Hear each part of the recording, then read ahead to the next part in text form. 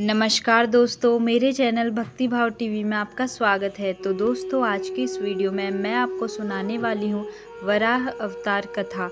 जब हिरण्याक्ष का वध करने के लिए विष्णु बने वराह। एक बार ब्रह्मा जी के मानस पुत्र सनत सनकादि भगवान विष्णु के दर्शन करने वैकुंठ धाम पहुँचे।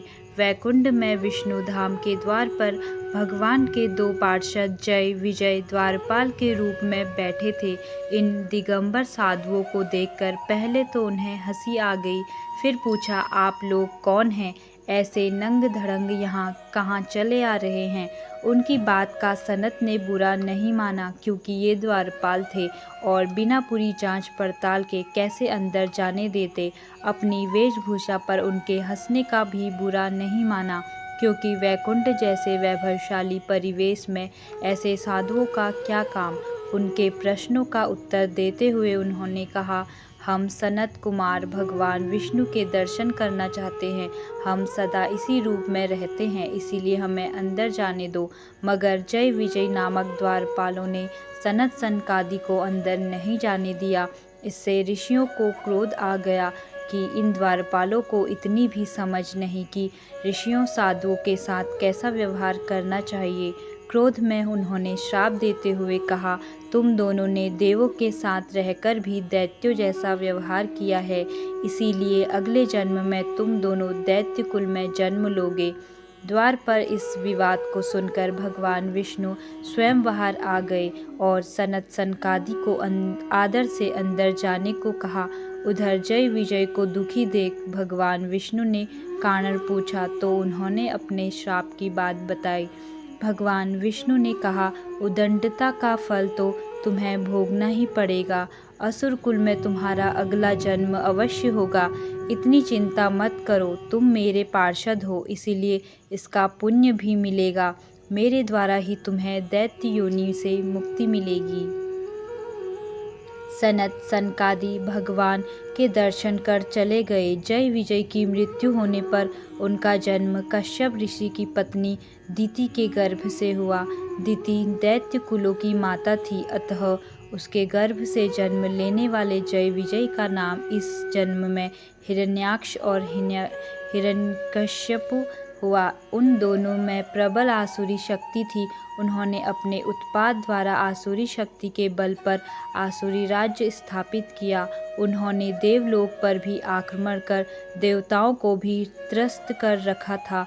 उन्होंने घोषणा की कि अब से उनके राज्य के सारे यज्ञ उनके ही नाम पर होंगे। देवों को कोई यज्ञ भाग नहीं मिलेगा।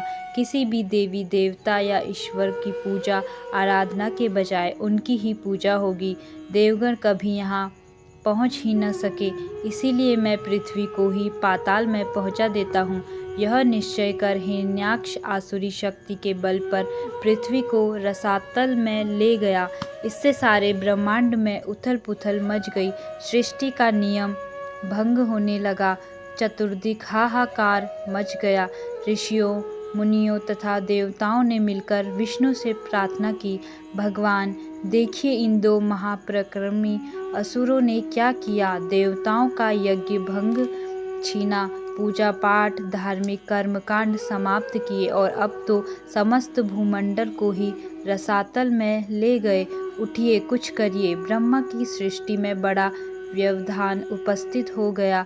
आप ऋषि मुनियों तथा मानवों के रहने का स्थान बनाएं। पृथ्वी जल में डूब रही है, उसके उद्धार के लिए वैकुंठ का वास छोड़कर कोई अवतार लीजिए। भगवान विष्णु ने देवताओं तथा ऋषियों को आश्वासन दिया, जब पृथ्वी पर पाप का भार ज़्यादा हो जाता है तो उसके उद्धार के लिए मुझे अवतार लेना ही पड़ता है।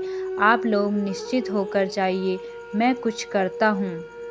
देवताओं के चले जाने पर भगवान विष्णु ने नीचे देखा। पृथ्वी का कहीं पता नहीं, सर्वत्र जल ही जल दिख रहा था। फिर तो भगवान वराह के रूप में प्रकट हुए और समुद्र में कूद पड़े। भयंकर गर्जना के साथ अपनी विशाल दाढ़ पर पृथ्वी को रखकर वे अथाह जल राशि को चीरते हुए ऊपर आ गए। पृथ्वी को समुद्र से ऊपर आते देख तथा वराह का भयंकर शब्द सुनकर हिरण्याक्ष बौखला गया कि किसने उसकी शक्ति को चुनौती दी है। वराह को देखते ही वह उसे मारने दौड़ा। उसका हर अस्त्र शस्त्र वराह के शरीर से टकराकर चूर चूर हो जाता था। भगवान कुछ देर उसके प्रहार झेलते रहे और उसके क्रोध को भड़काते रहे। रूप भले ही वराह का था, पर थे तो वो परम ब्रह्मा, अनंत शक्ति भगवान विष्णु। उन्होंने एक झटके से हिरण्याक्ष को अपनी दाढ़ पर उठा लिया और घुमाकर आकाश में दूर फेंक दिया। आकाश में चक्कर काटकर वह धड़ाम से पृथ्वी पर वराह के पास ही गिर पड़ा। मरणासन हिरण्याक्ष ने देखा कि वह वराह अब वराह न होकर भगवान विष्णु है। उसे अपना पूर्व जन्म याद हो आया। उसने भगवान के चरण पकड़ लिए और कहा, भगवान, पाप के श्राप का आपने अंत कर दिया और आपने ही हाथों इस जन्म से मुक्ति दिलाई। मुझे तो मुक्ति मिली, पर मेरे भाई हिरण्यकश्यपु का क्या होगा? उसे भी तो मुक्ति दीजिए। भगवान विष्णु हंसकर बोले, समय से पूर्व किसी के पाप का अंत नहीं होता। तुम्हारे भाई हिरण्यकश्यपु के पाप का भी अभी अंत नहीं है। तुम्हारे अंत के लिए पृथ्वी कारण बनी, उसके अंत के लिए मुझे एक और अवतार लेना पड़ेगा। तुम्हारे लिए वराह बनना पड़ा, उसके लिए नरसिंह रूप में अवतार लेकर उसका उद्धार करना पड़ेगा। भगवान विष्णु के ये शब्द सुनकर हिरण्याक्ष ने बड़ी शांति से अपने प्राण त्याग दिए। तो दोस्तों, कैसी लगी आपको यह कथा? कमेंट करके ज़रूर बताएं और ऐसी ही बहुत सारी कहानियों, कथाओं और जानकारियों को सुनने के लिए मेरे चैनल को सब्सक्राइब करें। धन्यवाद।